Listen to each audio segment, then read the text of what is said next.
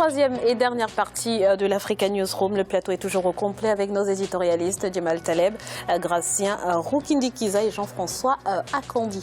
L'actualité économique à présent, le commerce illicite, une menace pour l'économie camerounaise. Selon le JICAM, le pays perd chaque année près de 200 milliards de francs CFA du fait de la contrebande et de la fraude. Plus de précisions dans ce reportage de notre correspondant au Cameroun, Chérif Ousmane Bardouka. Chaque année, les entreprises camerounaises perdent des centaines de milliards à cause du commerce illicite et des fraudes douanières. Selon le JICAM, le groupement interpatronal du Cameroun, ce sont près de 200 milliards de francs CFA qui échappent aux caisses de l'État camerounais.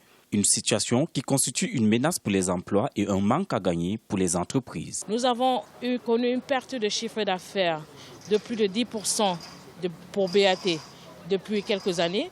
Nous avons, ne serait-ce que l'année dernière, en termes de recettes fiscales versées à l'État camerounais, nous avons versé moins de 1,5 milliard de francs CFA. Et nos prévisions pour 2016, c'est que l'État camerounais, nous ne paierons pas près de 2,5 milliards de francs CFA à l'État camerounais par rapport à l'année dernière. Je pense que c'est des chiffres assez importants. Et connaissant le contexte morose de l'économie camerounaise, je pense que c'est de l'argent qui aurait pu servir à développer et aider d'autres secteurs de notre économie. Tous les secteurs d'activité font désormais face à la contrebande et à la contrefaçon. L'industrie textile n'est pas épargnée. La cotonnière industrielle du Cameroun, la SICAM, principale fabricante de textiles au Cameroun, peine à satisfaire 15% de la demande nationale à cause de la fraude. Son chiffre d'affaires a baissé ces 10 dernières années et la société pourrait tomber en faillite si des solutions idoines ne sont pas prises. Au Cameroun, aujourd'hui, le marché de l'African Print est estimé à 25 milliards de francs CFA. La SICAM occupe à peine 10%, donc on fait 2,5 milliards de pagnes cette année, par exemple, chaque année depuis une dizaine d'années. Aujourd'hui, nous sommes complètement absents du marché, avec à peine 10%. Tous les autres pagnes que nous faisons, donc les fêtes des mers, les fêtes du 8 mars, non, ce n'est pas le vrai marché. Mais le vrai marché, nous sommes complètement absents. Les importations frauduleuses de divers produits ne sont pas sans conséquences pour la santé des populations et sur le chiffre d'affaires des entreprises. Pour combattre ce phénomène, le groupement interpatronal du Cameroun a mis sur pied un plan de sensibilisation et de répression avec l'appui des forces de l'ordre, de la douane et du ministère du Commerce. Cependant, les entrepreneurs préconisent également une valorisation et une mise en application des textes régissant le commerce pour une concurrence saine et loyale. Djemal, 200 milliards de francs CFA de pertes en raison du commerce illicite. Quelle stratégie pour lutter efficacement contre ce fléau? Il n'y en a pas qu'une, il y en a plusieurs. Le JICAM lui-même, qui est une institution au-dessus de tout soupçon, c'est-à-dire qu'on ne peut pas l'accuser d'être ni insolente ni malpolie. Et donc, quand elle tire la sonnette d'alarme, c'est que la situation est sérieuse et dramatique. Le drame de la contrebande ne concerne pas seulement les JICAM et les membres qui le composent. Il est d'abord un drame pour l'emploi, l'industrie, les taxes, les impôts, en fait, en gros, pour toute l'économie d'un pays. Quand on n'est plus capable de produire localement, de consommer localement et que tout se fasse par la contrebande, il est bien entendu que l'économie est totalement désorganisée. Il est légitime et normal que les JICAM tirent la sonnette d'alarme. Après le fléau de la corruption, de mon point de vue, je considère que la contrebande signe la faillite de l'État, la faillite du contrôle de l'État. Parce que quand un pays n'est pas capable de contrôler ses frontières, contrôler le circuit d'approvisionnement de son économie, donc le circuit de fonctionnement de son économie, il est défaillant. Et donc, de ce point de vue-là, les JICAM, encore une fois, qui n'est pas une institution totalement révolutionnaire, a bien fait de tirer la sonnette d'alarme. La solution, encore une fois, elle n'est pas totalement originale. Il s'agit d'avoir des services de douane, de police, de contrôle un peu efficaces. Le sens civisme est important. Enfin, je crois difficilement au civisme des contrebandiers. Je pense que les contrebandiers ont besoin d'un cadre juridique, institutionnel, un peu plus sévère, mais un peu plus intelligent. Parce qu'encore une fois, si vous mettez trop de fiscalité, vous encouragez la contrebande. Si vous mettez trop de taxes, vous encouragez la contrebande. C'est-à-dire que le dosage est toujours entre les deux. Une fiscalité intelligente, et malheureusement, les États dirigistes ne la connaissent pas beaucoup. Le colbertisme est passé par là. Et à côté de ça, nous mettons donc les outils nécessaires pour que le contrôle soit adéquat et qu'il soit fait.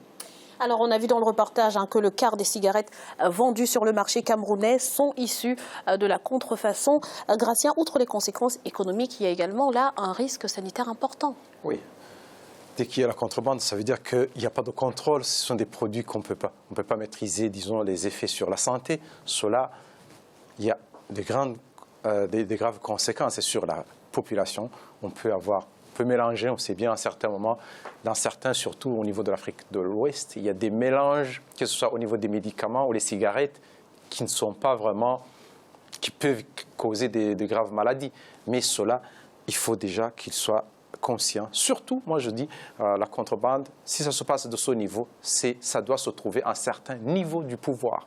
Dès qu'il y a une volonté de lutter contre la contrebande, il ne peut pas y avoir une contrebande qui se développe de cette façon sans qu'une grande partie de la hiérarchie de la police, de la douane, y participe. Cela veut dire que des gens créent une autre économie à côté et cela profite aux gens sûrement qui sont proches du pouvoir. Si, pour combattre ça, c'est déjà de changer la volonté, la mentalité de ces gens. Merci Gracien. Autre info économique considérée comme peu solvable aux yeux des banques traditionnelles. Les femmes ont du mal à accéder au financement en Égypte. Pour inverser la tendance, une ONG se propose d'aider ces dernières à accéder à des microcrédits. Voyez ce sujet d'Alioune Guindo et on en parle juste après. Créer et faire croître une entreprise, un rêve maintenant possible pour les femmes égyptiennes à faible revenu grâce à une organisation non gouvernementale. L'Association pour le développement et la promotion de la femme, l'ADEO, offre aux femmes pauvres des prêts de microcrédit en vue de leur donner un nouveau départ que leur refusent souvent les banques en raison d'un manque de solvabilité. À travers cette option, les femmes peuvent soit souscrire à des prêts individuels, soit à des prêts de groupe au sein desquels elles se portent garantes les unes des autres. En dépit de nombreuses critiques au début, l'initiative de l'ADEO est couronnée de succès. Nous avons décidé de faire du microcrédit. Personne d'autre ne le fait dans le pays. Nous donnons la possibilité aux femmes de se porter garantes les unes des autres, car nous ne leur demandons aucun document. Nous les formons aussi à ce qu'elles veulent faire. Tout le monde en Égypte nous a beaucoup critiqués en tant que femmes, mais notre détermination a payé. Aujourd'hui, grâce à nous, de nombreuses femmes réussissent à s'autonomiser. En vue de garder un contact rapproché avec sa cible sociale que sont les femmes, l'ADEO rend régulièrement visite aux emprunteurs. L'ONG se considère aussi comme étant une organisation féministe, principalement destinée à l'autonomisation des femmes. Honnêtement, je suis d'abord allée à la banque pour un prêt, mais ils m'ont rendu la vie difficile pour emprunter 10 000 à 15 000 livres. Ils me demandaient plusieurs choses comme une quittance d'eau et une facture de téléphone. Avec mes conditions de vie difficiles, je trouvais péniblement les moyens, mais avec l'ADEO, j'ai pu avoir du travail pour améliorer mes conditions de vie. Contrairement aux banques, l'association ADEO ne demande pas de documents juridiques ni de garanties aux femmes. Tout fonctionne sur la base de la confiance. Pour accélérer les chances de succès d'affaires de leurs membres, l'association a mis en place une carte des entreprises en fonction des zones. Alors, Djemal, la microfinance est l'une des solutions tentées par certains pays pour faire baisser le taux de pauvreté. Mais est-ce que ça marche finalement? À mon avis personnel, la réponse est évidemment et 10 fois non. C'est le crédit qu'on distribue quand on n'est pas capable de faire autre chose. Le taux d'intérêt est généralement très élevé, les montants sont très bas. Ça permet probablement de pallier au quotidien, ça permet probablement de régler un problème ponctuel à tel ou tel ménage. Je ne suis pas en train de jeter l'opprobre là-dessus, je ne suis pas en train de dire qu'il ne faille pas avoir une politique de crédit à un niveau très bas. Le tout est que le taux d'intérêt soit pas tellement élevé et que le taux de rendement, encore une fois, aux institutions de crédit micro elles-mêmes ne soit pas l'objectif final. Et hélas, jusqu'ici, l'expérience nous a démontré ces deux choses-là. Après, encore une fois, si un pays repose sa politique là-dessus, je pense, moi, que ce n'est pas comme ça qu'on finance l'économie. On finance l'économie avec le système bancaire, avec un taux directeur intelligent, avec un taux d'intérêt très bas, avec des institutions financières dont la volonté est réellement de financer l'économie. Le microcrédit, encore une fois, c'est généralement l'arme des pauvres, inventé par les pauvres pour les pauvres et qui enrichit les riches. Aussi simple que ça. Alors, Jean-François, on a vu dans le reportage que l'objectif de ces microcrédits est de permettre aux femmes égyptiennes de lancer des activités.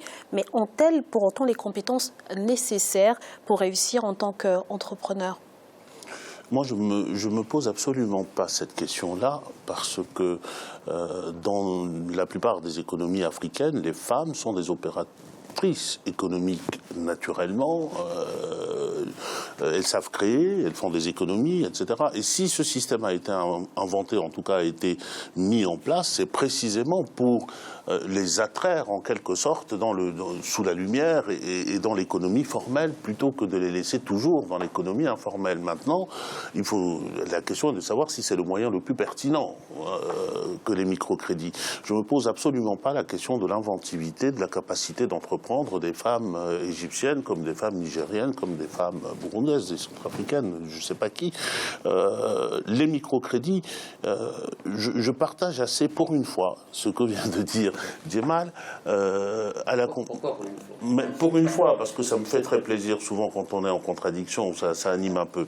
Mais je partage son avis compte tenu de la structure même des microcrédits en Afrique, compte tenu du fait que justement les banques ne s'en occupent pas. Je trouve que c'est une mauvaise chose. Des banques pourraient s'occuper d'octroyer des microcrédits, mais ça demanderait nécessairement qu'on revoie un peu les critères de ces banques en ce qui concerne l'appréciation du risque notamment. Et donc, le taux est élevé. Le taux est élevé, mais ce n'est pas une fatalité. À mon avis, ce n'est pas une fatalité, mais on n'a pas le temps d'en débattre ici.